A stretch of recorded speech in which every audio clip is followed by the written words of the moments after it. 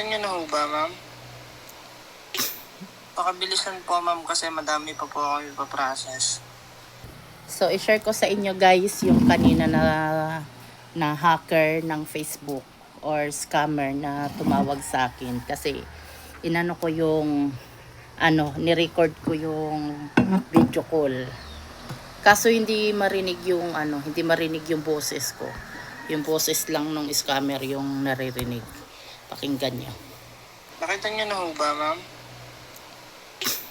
Pakabilisan po, ma'am, kasi madami pa po ako ipaprocess. Bilisan daw. Opo. Ano nakalagay po dyan? Code.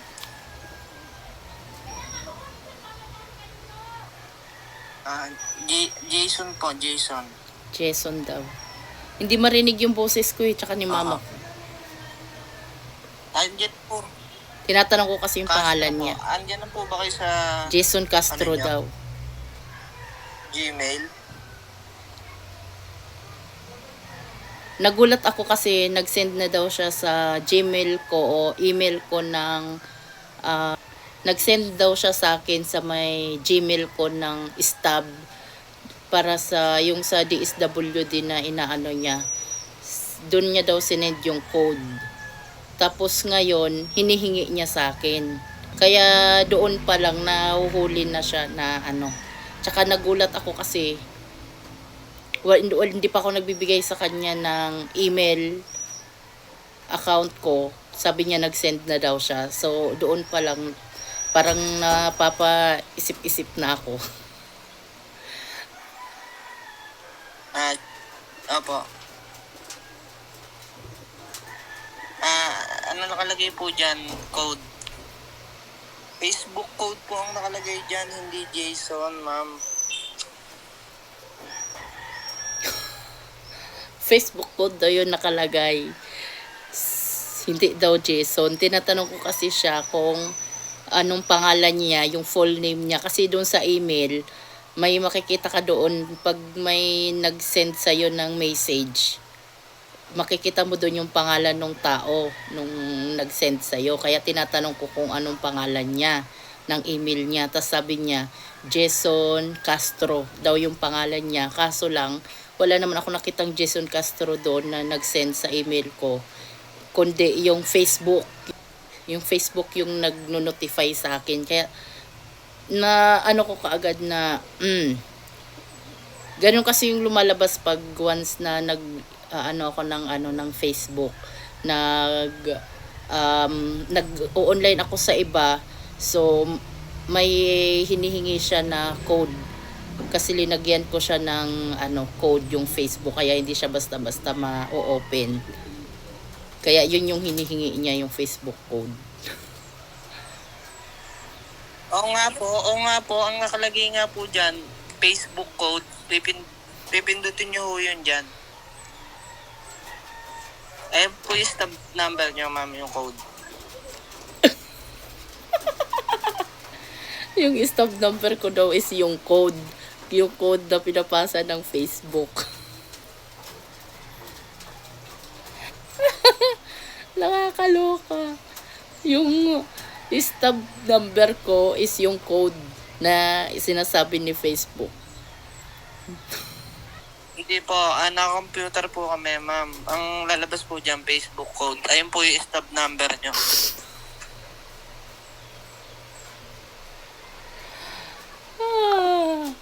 Ayun, pinatay niya na kasi sabi ko sa kanya naka-record to siya. Yung usapan namin sabi ko sa kanya naka-record to. Tsaka yung alam ko na ino-open niya yung Facebook ko. Hindi siya nag-i-scam siya kaya ayun pinatay niya na yung yung call. Pero matagal yan siya na nag-antay-antay ng code, yung Facebook code. Matagal niyang inaantay na sabihin ko sa kanya. Yun lang guys, share ko lang sa inyo itong scammer.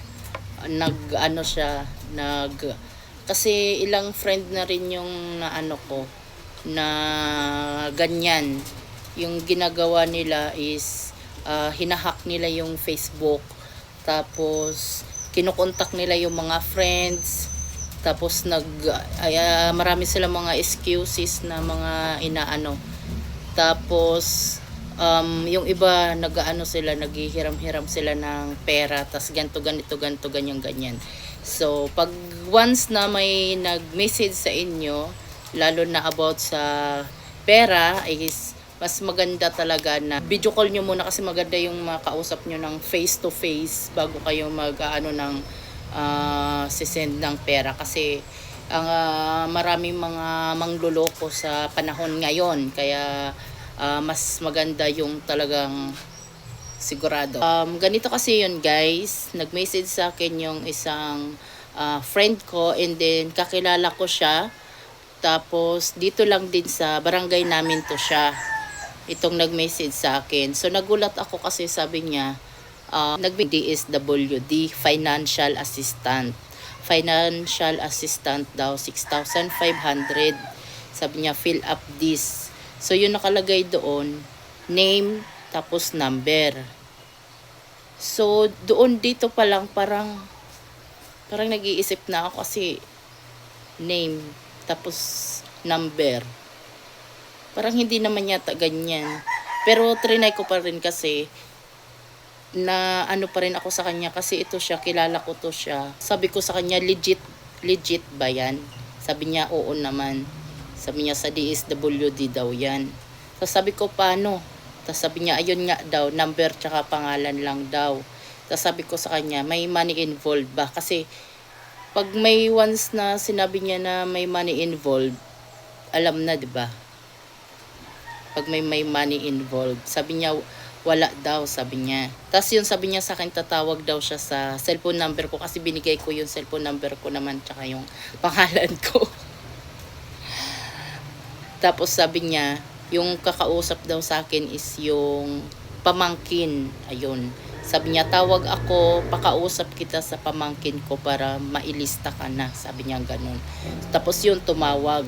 Tapos yung medyo ano na yung pag-uusap namin, parang naaanuhan na ako na parang iba to. Ni-record ko na yung usapan namin. Kaso lang, yung boses lang nung lalaki yung naririnig. Yung boses ko, hindi siya naririnig. Tsaka yung boses ni mama ko, kasi nandun si mama ko eh. Sa mga nakaka-relate nito guys, please comment down below. At pakishare na rin po itong video na to para mapaalalahanan yung inyong mga friend, mga mahal sa buhay. Baka hindi natin alam, baka mangyari din sa kanila to. Kaya just in case lang. So yun lang guys, thank you for watching. God bless. Bye bye. Facebook code po ang nakalagay dyan.